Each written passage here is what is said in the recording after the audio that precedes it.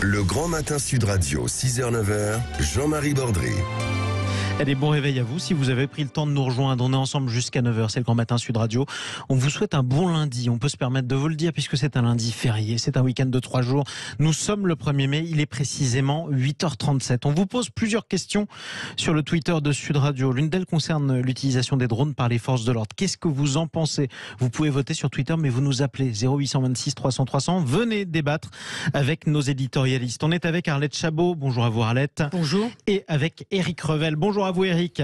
Bonjour Arlette, bonjour Jean-Marie. Bonjour 300 rassemblements prévus officiellement dans toute la France aujourd'hui, à l'appel de l'intersyndicale notamment. Est-ce que c'est un baroud d'honneur pour l'intersyndicale? On va en parler, on en parle aussi avec vous tous au 0826 300 300. Si vous allez manifester, vous nous appelez pour nous donner votre avis. L'intersyndicale qui joue gros aujourd'hui, Arlette? Oui, enfin, aujourd'hui c'est une journée de toute façon importante parce que quoi qu'il arrive on retiendra l'unité des syndicats, hein. C'est pas si fréquent, c'est le moins qu'on puisse dire le 1er mai, bon, mais ça risque effectivement d'être le chant du cygne un peu de cette mobilisation. D'ailleurs les syndicats sont conscients qu'ils ne peuvent pas ainsi à répétition continuer à organiser des défilés régulièrement. Bon, cela dit, il faut, et c'est ce que disait tout à l'heure Céline Verzelletti, trouver un moyen aussi de permettre à ceux qui ont envie de continuer à exprimer leur colère à l'égard du gouvernement de l'exprimer d'une manière ou d'une autre. Reste à trouver des formes, effectivement, d'action. Alors manifester, mais pourquoi justement et dans quel but, Éric Revel? C'est la bonne question. Alors c'est une situation sociale et paradoxale qui est quand même assez originale au sens premier du terme. C'est-à-dire que oui, je partage le point de vue d'Arlette Chabot. C'est sans doute un peu le chant du cygne, cette mobilisation, même si elle est réussie du 1er mai avec une intersyndicale unie. Mais le paradoxe de la situation, c'est que c'est un baroud d'honneur de la part des syndicats, mais c'est une impasse totale pour le gouvernement et pour Emmanuel Macron. Donc les syndicats vont peut-être manifester une fois encore massivement, mais Macron ne retirera pas la réforme des retraites. Mais dans le même temps, Macron et son gouvernement sont dans une impasse, et c'est l'une des raisons pour lesquelles, d'ailleurs, l'agence de notation Fitch a dégradé la note financière de la France, ouais. Au-delà des mauvais chiffres macroéconomiques qu'on affiche en termes d'endettement, en termes de déficit. Les agences de notation, et on verra pour Standard & Poor's et Moody's au début du mois de juin, notent que le gouvernement serait dans une impasse, Emmanuel Macron serait dans une impasse, car il serait dans l'impossibilité de faire passer de nouvelles réformes. Et ça, les agences de notation financière qui considèrent qu'il faut réformer les économies des pays endettés n'aiment pas du tout. Donc, paradoxe de la situation, me semble-t-il. D'un côté, un baroud d'honneur pour les syndicats, mais de l'autre côté, un gouvernement, un président de la République qui est dans une impasse avec un mur en face de lui et un mur derrière lui. Vous voyez, ce que j'appelle une totale impasse. Oui, c'est ça. Il est enfermé, en tout cas cloisonné même. Tiens, 0826 300 300, direction le Var, à Fréjus. On retrouve Patrick. Bonjour à vous, Patrick. Oui, bonjour. Qui joue le plus gros aujourd'hui, d'après vous, l'intersyndicale ou le gouvernement ?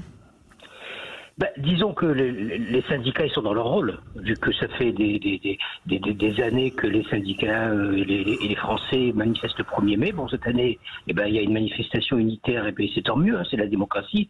Le gouvernement, par contre, moi je trouve que pour le gouvernement, il marche un petit peu sur des œufs actuellement, parce que tout ce que le gouvernement va vouloir envisager, il y aura toujours des blocages, vu que c'est pas moi qui le dis, il y a des gens plus compétents que moi qui ont dit, ils ont mal pris le dossier entre les mains, quoi, et ils sont en train de s'embourber tous les jours, quoi, entre la communication qu'ils font.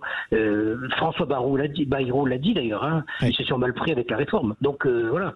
Et si c'était la dernière réforme du quinquennat, ce serait quand même étonnant. Tiens, Patrick, vous nous appelez de Fréjus avec cette information importante qui est tombée évidemment cette semaine, la disparition de l'ancien maire de votre ville et ancien ministre François Léotard. On rappelle que ses obsèques seront célébrées dans votre ville de Fréjus, Patrick. Mercredi prochain. Vous irez vous-même ?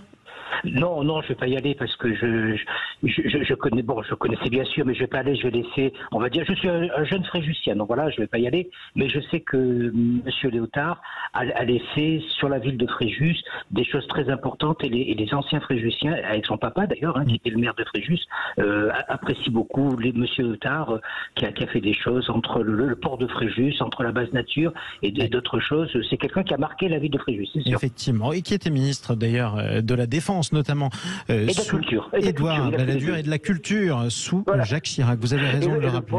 Le pauvre, il a voulu se gendarmer à l'époque contre Chirac et compagnie, les jeunes, et puis voilà, il est passé à la trappe. Quoi. Voilà. Exactement. Bon, ça arrive. C'est la vie politique. Toute une époque. Mais il est très estimé à Fréjus. Oui, il est très estimé. Merci pour votre appel, Patrick. Bonne Le journée, 0826 300 300. Bonne journée du côté de Fréjus dans le Var. Vous tous qui nous écoutez, vous nous appelez aussi 0826 300 300. Tiens, on parlait de l'époque de François Léotard. Une époque où on pouvait encore plus facilement réformer le pays qu'aujourd'hui ou pas? Ça n'a jamais été très facile de réformer le pays, mais bien entendu, c'est compliqué. Je rappelais tout à l'heure que Nicolas Sarkozy avait fait lui aussi sa réforme des retraites en espérant justement que les marchés financiers allaient le regarder avec un peu plus, comment dirais-je, des yeux plus doux. Voilà, les yeux plus doux, on va le dire comme ça. Et puis il y a eu la bataille du triple A. Ouais. Et le triple A perdu aussi par la France. Donc ça veut dire que la réforme des retraites, même si elle est réalisée, elle est forcément réalisée dans la douleur. Et ensuite, le gouvernant et les gouvernants n'en tirent pas les bénéfices qu'ils en espéraient. Donc c'est ça le paradoxe français. C'était la première dégradation de la note de la dette française en 2012, dans les dernières semaines de la présidence de Nicolas Sarkozy. 100 jours avant le premier tour, c'était un mauvais augure. C'était déjà Fitch d'ailleurs. Vous êtes toujours avec nous, Éric Revel. C'est décidément la plus mauvaise nouvelle qui pouvait arriver pour Emmanuel Macron cette semaine. Oui, alors la plus mauvaise nouvelle, oui. Enfin, il faudrait voir combien de personnes ont entendu parler de cette affaire, la dégradation de la note française et la façon dont ceux qui en ont entendu parler prennent la chose. Mais ce qui est marrant quand même, ce qui est inquiétant plutôt, Arlette Chabot rappelait l'affaire du triple A sous Nicolas Sarkozy. Je rappelle que la meilleure note c'est triple A et que nous on est maintenant à double A moins. Ça veut dire qu'en l'espace de 10 ans, vous voyez, on est passé de la meilleure note possible par des agences de notation financière à une dégradation qui, l'air de rien, à bas bruit, est maintenant d'une évidence folle, parce que les ratios d'endettement ne s'améliorent pas, parce que le pays est en difficulté industrielle, parce que nous avons des soucis sociaux, et je pense que d'une certaine manière, même si on peut contester l'ultralibéralisme de ces agences de notation qui s'arrogent le droit de juger de la solvabilité d'un pays ou d'une entreprise, n'empêche que le passage de triple A à A- aujourd'hui montre quand même qu'on n'est pas sur une pente ascendante. Vous voyez, l'économie française ou même le pays globalement, on est sur une pente descendante, glissante. Et finalement, ces dégradations d'agences financières, des notes financières françaises, sont le symbole de ce qu'on sent, de ce qu'on ressent, c'est-à-dire ce glissement quand même du pays, et non pas le début d'une apogée. Ça me frappe. Oui, un lent déclin en tout cas. Et juste au moment où on apprend cette dégradation de la note française, tiens, un extrait du livre du ministre de l'économie qui fait beaucoup réagir. On va vous en parler dans un instant, puisque Bruno Le Maire a produit un livre, un roman, avec un extrait de nature plutôt sensuelle, pour ne pas dire érotique. C'est tombé au même moment que l'annonce de la dégradation de la note française. Restez avec nous, vous nous appelez 0826 300 300. Est-ce qu'Emmanuel Macron et le gouvernement ont des solutions pour s'en sortir? On en parle avec vous dans un instant sur Sud Radio. Le Grand Matin Sud Radio, 6h-9h, Jean-Marie Bordry. Vous écoutez Sud Radio, il est 8h46, presque 47. On est avec Arlette Chabot et Éric Revel, nos éditorialistes du jour. On parle des conséquences de la dégradation de la note française sur la politique du gouvernement et plutôt la fermeture une à une des différentes portes de sortie qui existaient pour le président de la République, Emmanuel Macron. 0826 300 300. Éric nous appelle de Nîmes. Bonjour à vous, Éric. Oui, bonjour à tous. Bienvenue merci sur de me Sud prendre Radio. sur l'antenne. Vous allez manifester ou pas, vous, aujourd'hui? Non, moi pas du tout, parce que de toute façon, je suis contre cette manifestation. Voilà. Et bon, moi, ce qui m'inquiète un peu, c'est que notre démocratie malade, les jeunes, les gens ne vont plus voter, maintenant ils manifestent. Pourquoi? Parce qu'ils rejettent le système. Oui. Et je pense qu'il faut changer le système. Voilà. Moi, j'ai écrit à M. Macron, j'ai écrit 30 raisons de ne plus aller voter. Je peux vous donner des exemples, si vous voulez.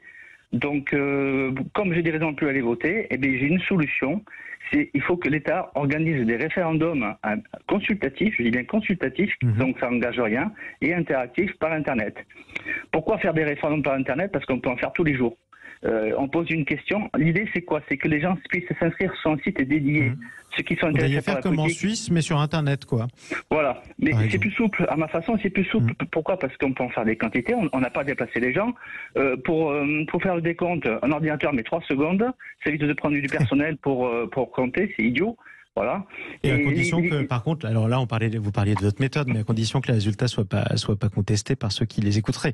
Mais en tout cas, ce serait intéressant parce qu'on peut retenir de ce que vous dites, Eric, que beaucoup de Français aimeraient être davantage consultés. Vous avez parlé de crise démocratique. Moi, je dis bien interactif aussi. Je vous donne un exemple. On parle beaucoup en ce moment des prisons pleines. Moi, j'ai des idées à proposer pour vider les prisons. Voilà. Donc, si je peux lancer je vous donne un exemple. Je pose mon idée. Mon idée est lue par plusieurs électeurs. Si les plébiscites, ils mettent 5 étoiles, voilà. Après, le président dira... Écoutez, ça fait un programme, Eric. Pourquoi pas? En tout cas, on pourra en parler. Mais on va parler, tiens, justement, de ce besoin de consultation. Merci beaucoup, Eric. De rien, merci à vous. Puis à bientôt. Bonne journée, en tout cas, du côté du Gard. À Nîmes, profitez-en, en tout cas, profitez de cette belle journée du 1er mai. Eric révèle le besoin de se sentir davantage consulté et écouté. C'est pas la première fois qu'on l'entend quand même, Eric.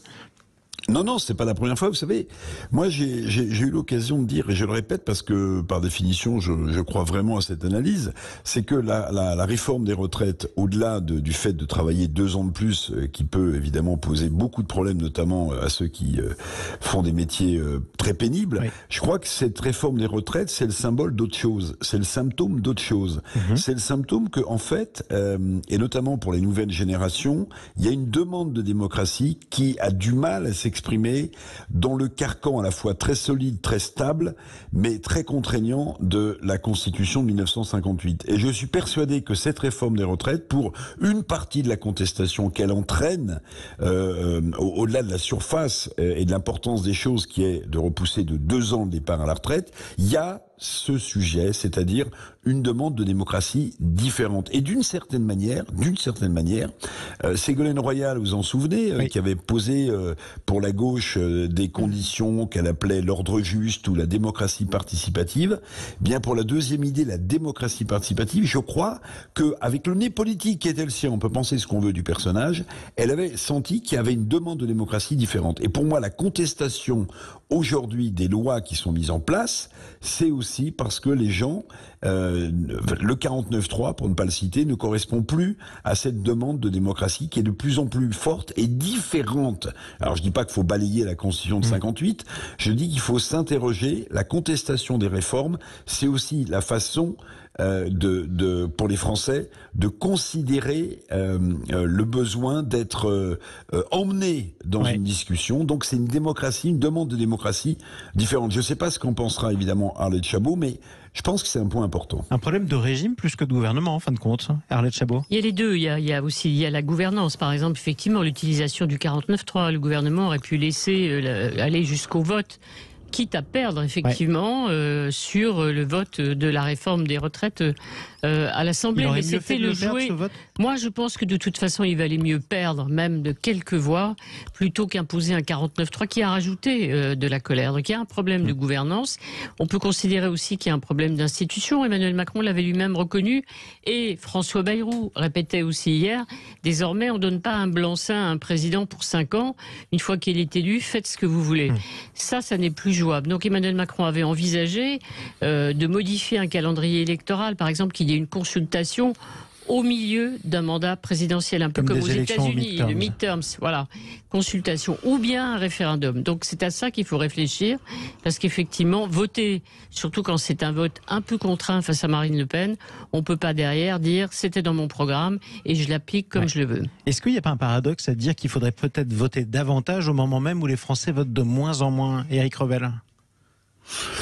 Oui, c'est toute la question. Mais là aussi, le fait que on vote de moins en moins dans notre pays, c'est le symptôme d'une rupture totale, enfin d'une rupture pour ceux qui ne votent pas, entre les institutions, ce qu'en attendent ceux qui voteraient, et les résultats que dans leur vie quotidienne, les Français peuvent constater. Et l'ensemble de ces phénomènes fait qu'on a un taux de participation qui s'amenuise. Et évidemment, c'est très inquiétant parce que à la fois c'est la porte ouverte à toutes les contestations, mais oui, parce que s'il y a de moins en moins de gens qui votent, ils ont toujours le sentiment qu'on leur impose des choses, même si c'est à eux de voter quand même si c'est à eux de prendre leurs responsabilités. Mais est-ce que ça veut dire qu'il n'y a pas une offre politique suffisante et c'est l'une des raisons pour lesquelles les gens ne voteraient pas, ou est-ce que ça veut dire que de toute façon, et ce serait le plus inquiétant, les gens considèrent que même s'ils votaient, ça ne changerait rien à leur vie quotidienne.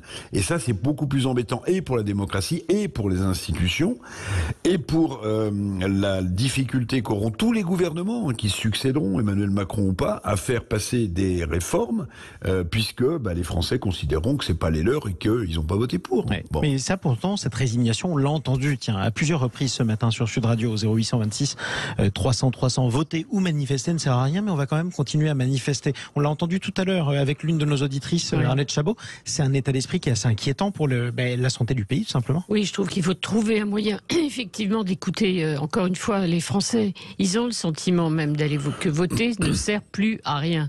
Donc ça, c'est terrifiant. Et d'ailleurs, c'est un phénomène qui n'est pas purement français. On voit bien que la participation aux élections baisse un peu partout. Donc c'est la crise vraiment de la démocratie. Donc on ne va pas se réjouir en disant « Ah, c'est super, regardez, effectivement en Russie, il y aura une élection présidentielle l'année prochaine, mais c'est plus facile quand le sortant va choisir ses candidats. » Mais c'est au fond, la démocratie ne fonctionne pas si bien que cela, évidemment. En France, on ne voulait pas d'un match retour Sarkozy-Hollande. Et bien aux États-Unis, ils auront sans doute un Trump-Biden qui ne va pas non plus emballer les foules et inciter les Américains qui, depuis longtemps, eux, sont de moins en moins nombreux à voter, à se précipiter dans les urnes. Oui, la démocratie qui bégaye en ce moment un petit peu partout. Parlons aussi de ce qui pourrait se passer dans la rue aujourd'hui. Éric Revel, les renseignements territoriaux qui redoutent des accès de violence, en tout cas venant d'éléments radicaux qui pourraient se greffer au cortège syndicaux dans un esprit, je cite, vengeur. La montée de la violence dans les rassemblements, c'est quelque chose qu'on observe depuis plusieurs années aussi, Eric. Ah oui, souvenez-vous quand même, mais souvenez-vous de la loi El Khomri sur le travail sous François Hollande, du nom de la ministre qui portait cette réforme du marché du travail.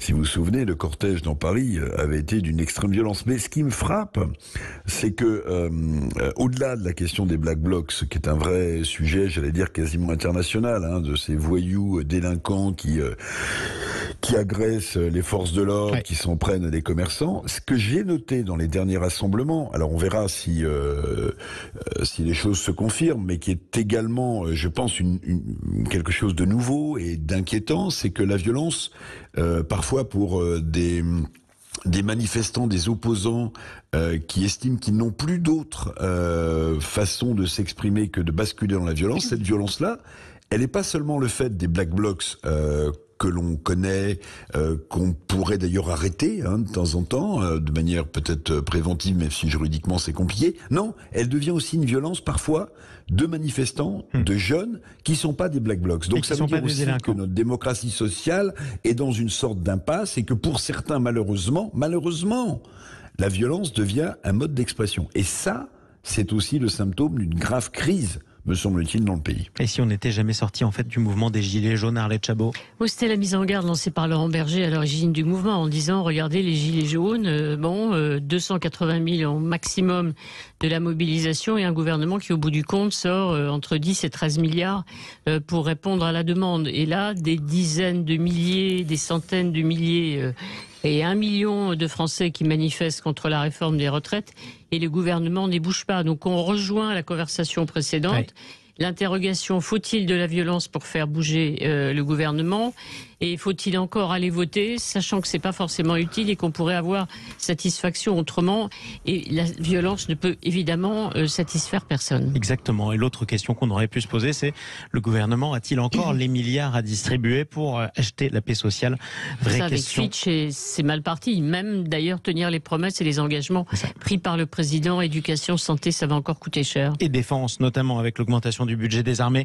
Bref, le gouvernement est dans une mauvaise posture. On va en reparler toute la journée sur Sud Radio avec nos différentes émissions. Merci à tous les deux d'être passés nous voir. Merci beaucoup, merci Sud Radio. Merci Jean-Marie. Merci Eric. Et merci à vous, Arlette Chabot. Restez avec nous puisqu'on vous retrouve dans quelques minutes en compagnie de Valérie Expert. Les débats continuent sur Sud Radio aujourd'hui au 0826 300 300. Vous êtes policier, vous êtes manifestant, vous êtes commerçant vous êtes simplement électeur ou citoyen français, vous avez tous la parole sur Sud Radio. 0826 300 300. On vous retrouve dans quelques instants en compagnie de Valérie Expert au programme des débats sur Sud Radio. 1er mai, tous azimuts. Qu'est-ce que ça va changer pour le gouvernement? Qu'est-ce que ça va changer pour les syndicalistes? Et qu'est-ce que ça va changer surtout pour votre vie quotidienne à tous? Excellent 1er mai à vous et belle journée à l'écoute de Sud Radio.